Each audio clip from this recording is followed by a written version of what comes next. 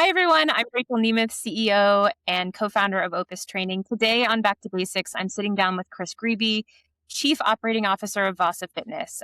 I first got to connect with Chris on a panel earlier this year, and it was one of those conversations where I immediately wanted to go deeper. What's interesting about this conversation is both fitness and restaurants are built on, frankly, a high turnover frontline workforce delivering a physical experience that has to feel consistent on every visit.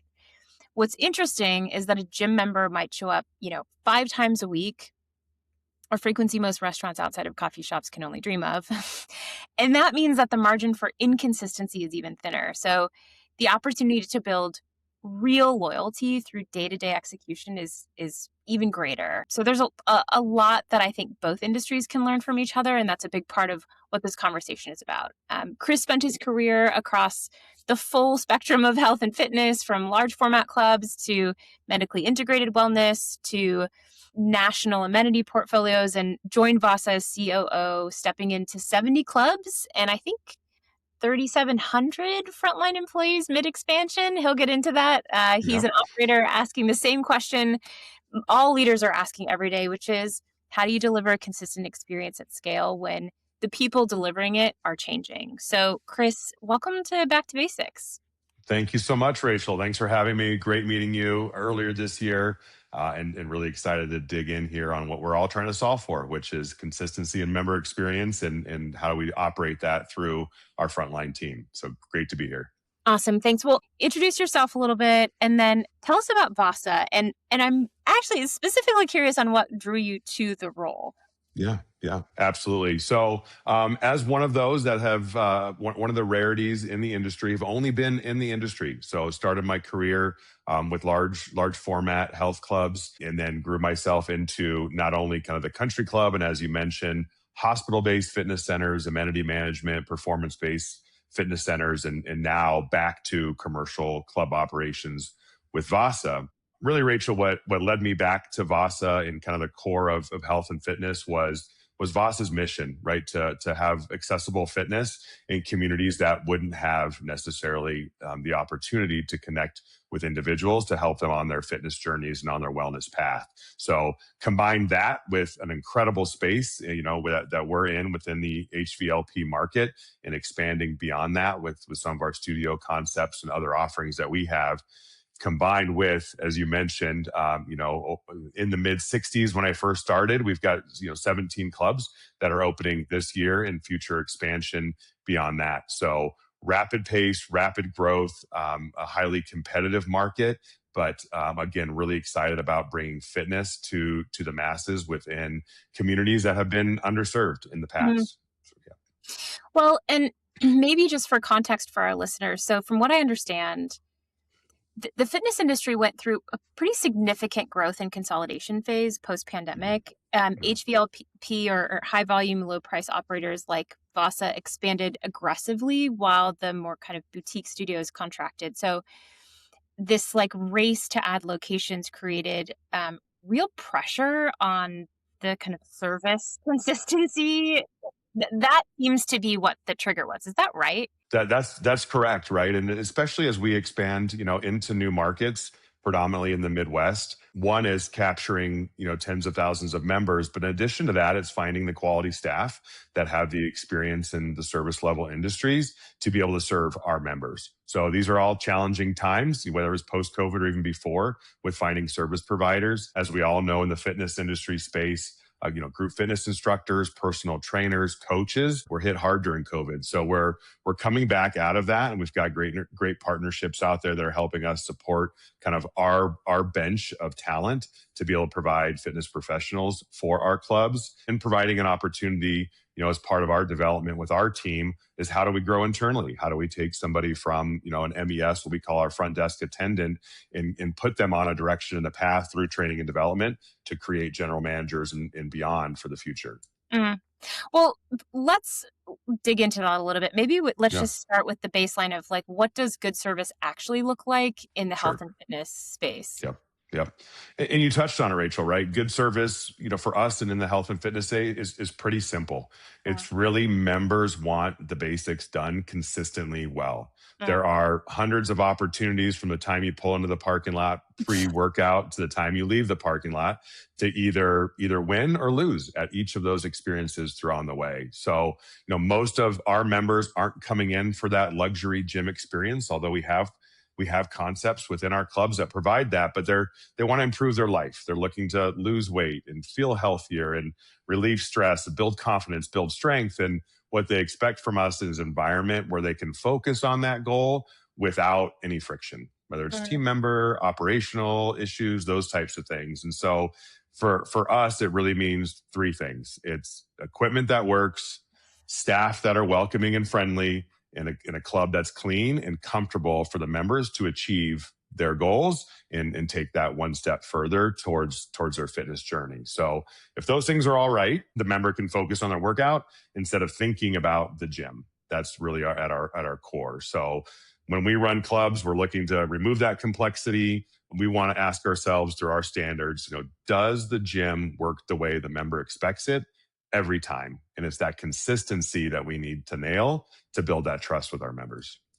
Well, and a lot of what you're saying is also that when you came in, you were really trying to kind of simplify. And Correct. you also landed on, we've talked about this before, this model of fixed, friendly, clean as VASA brand standard. Where did that come from? And Yeah. why those three words over everything else? Sure. I think it really came from listening to our members and me understanding and listening to the industry of, that most every complaint that we'll get from a member falls into one of those three categories, right? Is something broken? Was someone unfriendly or did not respond to me the way I was expected to be responded to? And recognition is key. And then lastly, obviously, is something dirty, right? Table stakes for the health and fitness environment is cleanliness. So when you step back, those three things are really the most important to all of our members throughout their experience within our facilities. And the fixed, friendly, clean was as simple as that, right? Does the equipment work and issues are getting resolved quickly? Does every member feel acknowledged and welcome as they're coming in and moving throughout our space from a friendliness standpoint? And then does the environment feel safe and clean for them to help achieve those goals? So the standard is simple. The culture becomes clear, and then that behavior is consistent. Do you find that in your experience throughout the fitness industry that you've really, how do I want to ask this question? I'm trying to ask how, if you've arrive on these decisions always based on members, but I actually think the broader question is what kind of decision maker are you? And how do you make decisions actually? Yeah. I think it's through the lens of how do we improve two things. One is what can we do to remove that friction as an organization to create a better environment for our team members and our members, and that's simple but not easy, right? So I think for me the challenge is in a world that is high data, high pace, high velocity, highly competitive. Things are changing daily in the health and fitness space and been accelerated post-COVID. Is how do I realize what dials on that volume knob need to be turned up and can be focused on, and where can we turn down a little bit? And ultimately the goal is how do I distill all that information down to what does a team member that might be, their first job in any industry, what matters to them to be able to create a culture that supports them. Obviously, the health and fitness environment is great. It's pretty easy connection to be able to say, we make a difference, right? I wake up every day at any level in our organization and we're making the difference in our members and team members' lives because we're in health and fitness. People are getting healthier and stronger and being able to do different things on a day-to-day basis. So the impact is there. How do we tap into the impact? How do we minimize, kind of all the operational noise that exists out there to really distill it down to what behaviors are we looking for from our team members that they can impact for the members every day and every experience that they have. So the challenge is, this great, idea of focus, not frenzy. In my environment, I've led through that philosophy and brought that to VASA is what do we need to focus on to improve those team members' lives, which engage the members and will improve their life. Well, and I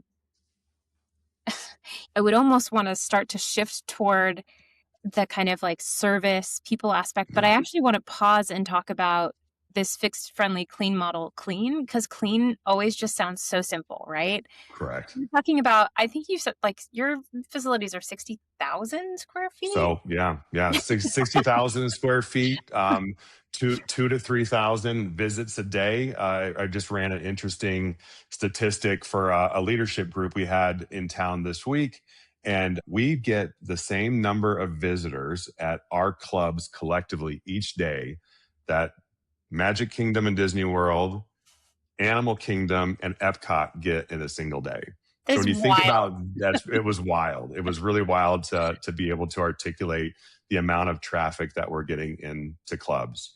And Yeah. it isn't, it's not a transaction or I'm coming into a retail area and leaving.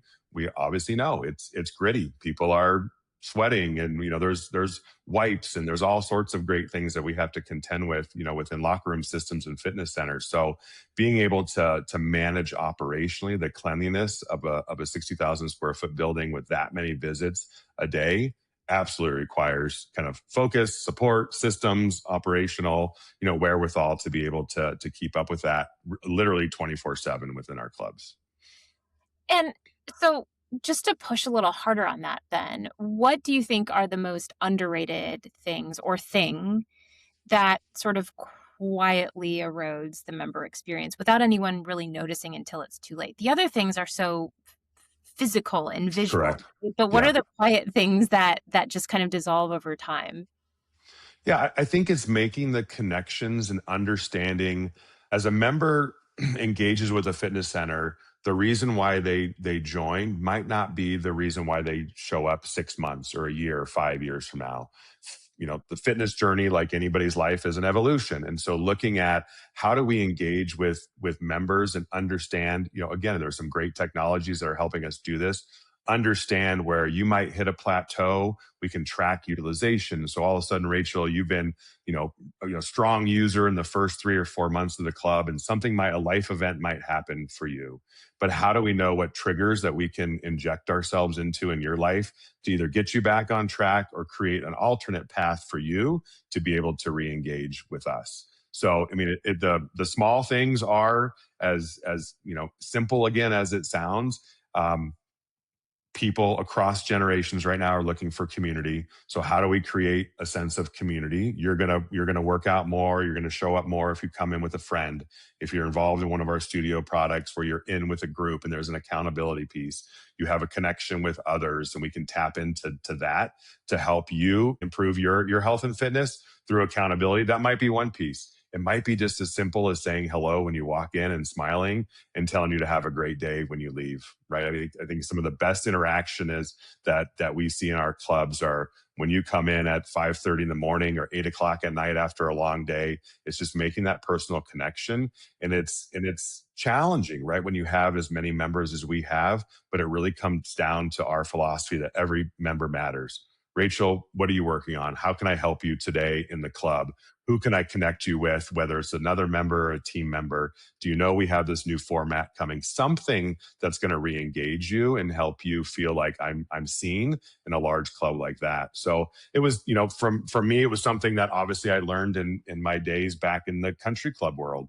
Like the difference between the country club and the traditional health club is really all about recognition. Like country club members and those high paying members are, I want to know you. I want to know, what your habits are and what your hobbies are, and about your family and how I can help support you, and being able to bring that into, a larger environment and in a more, kind of scalable environment is critical for us.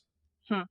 It's interesting that uh, like the era of country club and how it's sort of translated into health and fitness today. That's really interesting. Yeah. So, one other thing that you and I have talked about is that when you arrived, you inherited, what you're calling paralysis by analysis, just too many reports, too many metrics, too much noise. Some people come in and it's the opposite. It kind of goes either way on the spectrum. You had too much. And you really distilled it down to a handful of numbers.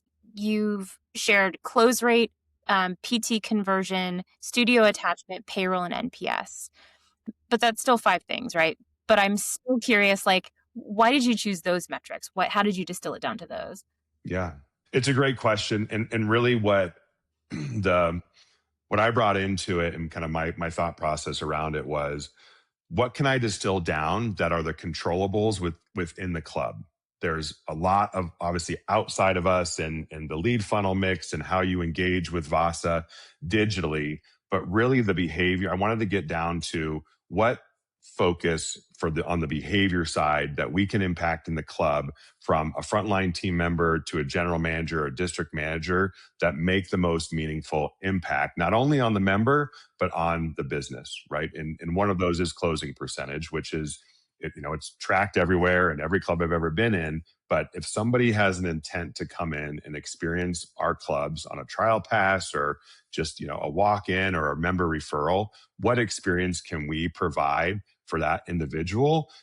And ultimately starting there, like, how can I match our solutions and our 60,000 square foot facilities with dozens and dozens of solutions in the clubs to help you achieve the goals? How can I distill that down to find out what your why is, what the meaningful connection is, and how your why can connect with what we have in the club to get you to the results faster than you could do on your own? That was really it.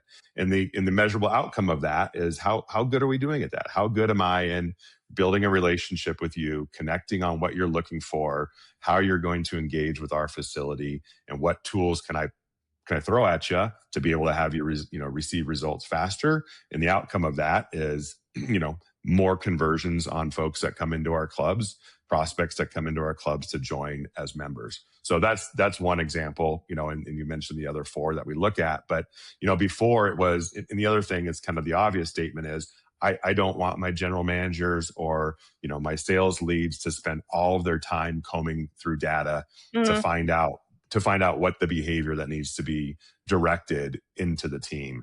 And so being able to do a lot of work distilling the data that we see on a daily basis, that I know as a general manager, if I came in there, my team as a GM would come in there and say, I know based on the report from yesterday, I need to have a conversation with Steve. Steve, ended up having four tours yesterday, but somehow didn't make that connection. Is it the quality of the lead? Is it how he engages on what we call the care and connect piece? Is how I engage with you when you come into the building before I even start the tour? I want to get to know you. Or is it, sales efficacy? Is it overcoming objections? Is it overcoming price or spousal objections? Whatever it might be. So then we can really distill down, the one number will show us what we need to do behaviorally to help that team member improve their skills to help, again, engage more members and change more lives.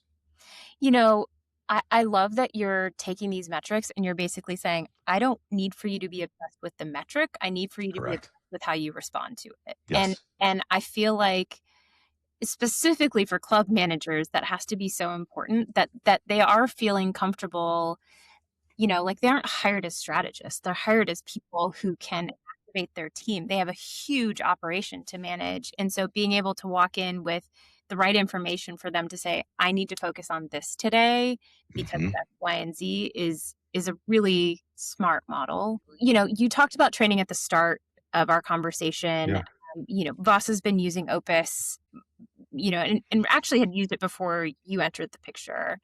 How has training in general kind of differed at Vasa versus other clubs that you've worked at? Like, what's the difference that you're seeing in how teams are executing training? Yeah.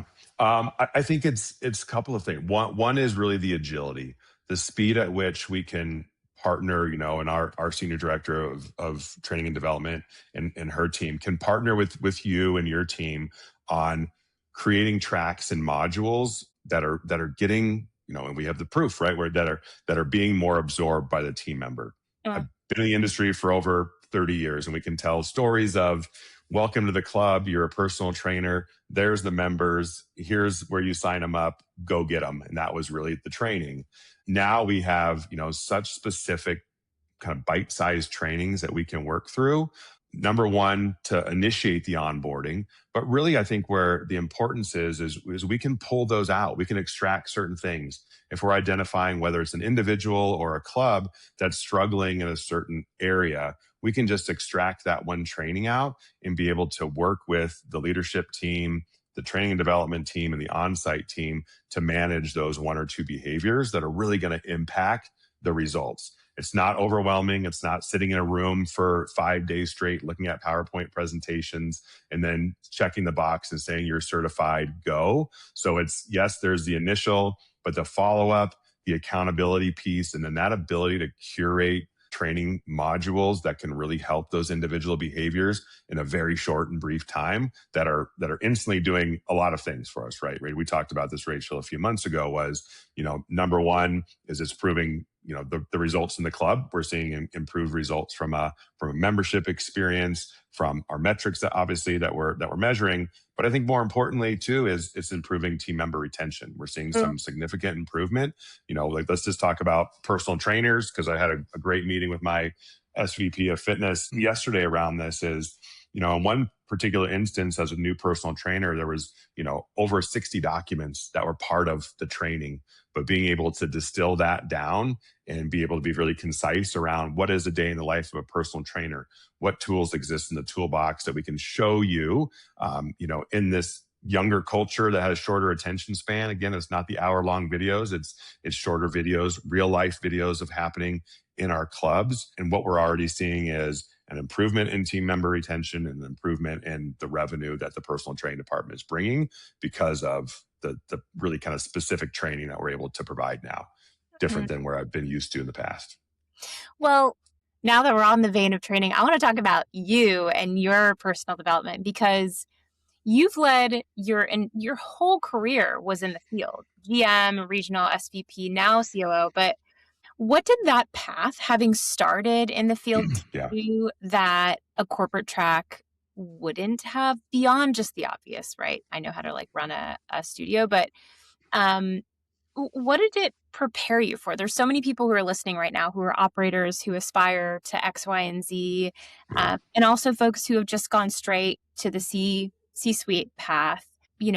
Looking back, is that the path that you desired? And also, how did it kind of help you and support you with what you're doing today? Yeah. I think, obviously I could even go back. I started as a personal trainer, right? So a personal trainer back in the 1900s, I like to say, right? So starting back as a personal trainer, and understanding there was kind of the two paths. There was the personal connection to health and fitness and upgrading lives. And then there was obviously the business and professional path of what I wanted to accomplish. And they were very parallel. It was, starting as a personal trainer, I could impact that one person or the 5 people or 10 members that I was working with to help them improve their lives. Then it was a natural progression to become a PT manager. Now you have, kind of that scalability of 5 to 10 trainers that you're managing. And so that kind of scaled. So what I started quickly realizing is my journey was how do I impact the lives of more individuals through my sphere of influence as a personal trainer with 10 clients to now as COO with, over 5,000 employees and over 800,000 members. So there's an opportunity in that kind of professional and personal path. But I think for me, it's again, always kind of bringing it back down to that one member matters for me. And anybody in the fitness industry, most of us in the fitness industry are here because we have a passion for that, both personally and professionally. So tapping into that, I think it gives me that lens of I know what the personal trainer, the brand new personal trainer on day one that's coming out of their certification and sees thousands of members on the floor and has been told, okay, let's go build a business. What that feels like to feel uncomfortable on the floor and, ask members if they need some assistance on the floor to build that business.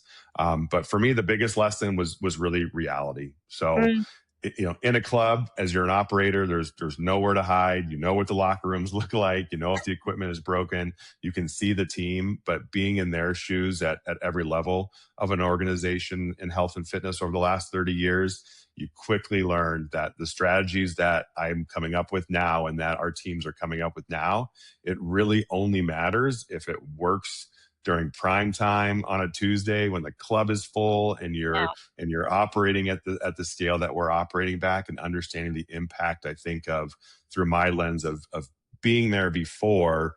What is this strategic decision? How is that ripple effect down to the organization? What's that 360 view looking like? There's the industry, as we know, moving fast, moving quickly, a ton of trends that are out there. You want to jump on that, but would it make sense? Does it make sense for that team member? At what time can we institute new processes? Because I've been there, when corporate says do this, and then all of a sudden there's 10 things that you're doing all in the same month. We understand that strategy is not gonna stick. So it's my lens now is the decisions that I'm making. Is it going to make it easier for the team member? And is it going to have an instant result for the member experience in a positive way? You have 5,000 young individuals, across multiple skill sets, high turnover, right? And like that philosophy around people development has deep roots in the work that you've done in the past and what you've lived and breathed. But I love that visual of the fact that none of it actually really matters until like the busy Tuesday night when everything just has to hum so beautifully. Is there a moment when you got people development wrong as an emerging leader? Anything that you look back on and say, man, that mistake or that moment really shaped me into who I am? I feel like we all have those. Yeah, gosh. I can think of a couple, Just a couple. I think there's just a couple. Let me think about a couple of them. As an emerging leader, kind of in this industry, it's really easy to lose sight of the member, right? And I keep going back to that because it's obviously top of mind for me, right? Like at my level and senior leadership team, and we talk about NMUs and LVT and all the numbers and the meat behind that. But for a personal trainer, they just want to share their passion for fitness with that one member. And so I would say where I misstepped in the beginning was, okay, here's the number. You come heck or high water, you're going to hit that number, and kind of coming at it versus that way. And I think what I've learned over the decades now is there are still some people that are very driven and very competitive, and you can speak to that way. The majority still want to understand the why and the impact. And if I can bring it back to, we might have an initiative and it's going to be hard and it's going to take a lot of work for us to get aligned. There's going to be trainings, there's going to be follow-up, and there's definitely accountability. But this is the difference that it's making. And the culture that we're creating is we're not shying away from a performance culture. It is, part of the red thread, through VASA is we are a performance culture, but the culture is about winning. And what does winning mean to you? And so winning might mean I'm going to have more money in my checkbook so I can support my family or grow my career or buy fun toys. Winning might also mean I'm going to impact more lives if, through my experience of I'm a personal trainer, a lead, now I'm a general manager with these, like the influence that you can have, or maybe winning is if I can follow this strategy and run these plays and create a culture of winning and supportive environment, I can then move up and support more of those leaders that have that similar philosophy. So I think, again, the lessons that I've learned is being able to just uniquely identify what motivates people at all levels and tap into their why, like we do with the members. Like why are you here? Why are you a personal trainer? Why do you love teaching Zumba on a Saturday morning, in front of 60 people? What is it about that? And be able just to find and highlight that strength. And then everybody has opportunities, and how quickly we can identify those opportunities to progress them into better leaders. And we do an exceptional job at doing both, tapping into strengths, identifying those blind spots, and being able to produce talent, within our organization, or if they, grow out of our organization where they're going to be more successful in the day they started. It reminds me of my favorite interview question, which Okay. is, why do you get out of bed in the morning? Yeah. It's so much richer than why do you want to work here? And I think that also just in the vein of people development, I think that gets missed a lot too. We're training people, but we need to tell them why we're training them on these things. And it feels like so mundane, but it's so important. Yeah. Last question before we get into the lightning round. When you look back at the leaders who shaped you and how you operate today, who was that? And what did they teach you that you still use? Can I use names? I'd love to use names if Go I for can. it. I'd love to use names. So, Mr. Joe Gatto, he was my general manager of the Pacific Club in Newport Beach, and Mm, he's retiring this month after decades of service there. He's an old Club Corp guy, and so very strong in the service industry and the country club environment. And the two things that I take from him, and the really one, which is number one, is recognition. People pay to be a member, to be recognized. That is critical to build the personal connections. Number two is membership is king. And that was, an old Club Corp that he brought into me, is like, revenue cures all, members are king. And his style, I think he did a phenomenal job at teaching me at a very young age. I think, I think it was a fitness director at the Pacific Club, and I was younger than all of my staff, and I'm dealing with extraordinarily impressive and wealthy and intelligent members that we were supporting in that high club environment. So he really taught me how to engage with members at all socioeconomic levels, but and then in turn be able to coach our team to support those members so they had a wonderful experience, that home away from home in a country club environment. So Joe is an amazing mentor of mine and still is to this day. And he just taught me so much to how to connect, the personal connection with the member, but also, the results matter. I feel like you talk to anyone who's in an executive position today, they will all say that there's some GM who shaped who they are. It's such Yeah. an important role. I have that person too. Yeah. And we all know it, but it really comes into practice as you get Yeah. older. These are your brain is so mushy when you're young, Mm-hmm. and as it's, the veins are hardening and all of that those moments with your leaders and watching how they're leading Correct. with so few resources is really critical. My CEO, Rich, now always talks about, go back in time. There's always that one person where you feel like they took a chance on you, and look Yeah, at what that did. And so now I look for those. Like, those are the moments that I live for when I go into the clubs. It's like, who's that next regional, that next VP? Like, who can we lean into and help develop to believe in them to get to a level that they never thought they would be at. yeah. I love it. Yeah.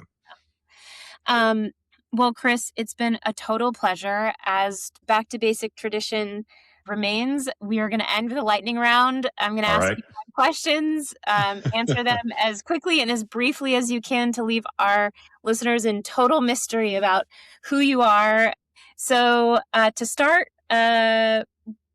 what fitness trend are you completely over? Wow. Oh my gosh. That's so hard, Rachel. That I'm completely over. Indoor cycle. I'll just say it. Let's do it. Okay. The next is the opposite. What fitness trend are you most excited about that you think is underrated today? Strength. Mm, Strength, and strength. mm. Powerlifting, strength. Super excited that it's back. Better than ever.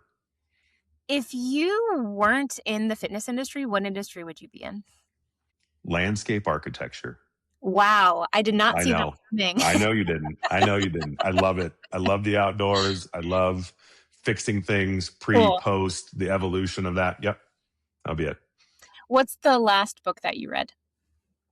Um, I have a tendency, I juggle 10 books at a time. So that's kind of my thing. So, everything from fly fishing to business to just brain stuff. I just finished Dark Matter. So that was really cool. So I Mm, just finished. Yeah.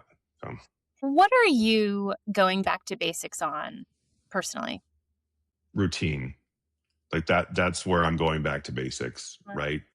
The role is intense. Time is everything. And if I don't take care of myself and practice what I preach, it's all going to unravel. So back to basics with my own health and fitness journey. Mm. And last question, if you could give your 25-year-old self one piece of advice, what would it be? Read more books. Yes. The information is out there. Information and apply. Information, like I'll read a book. We talked about this and trying to take everything from it. If you can just take one or two things from one thing, had I done that back 25, again, similar analogy to fitness, just take that first step, but just read more books.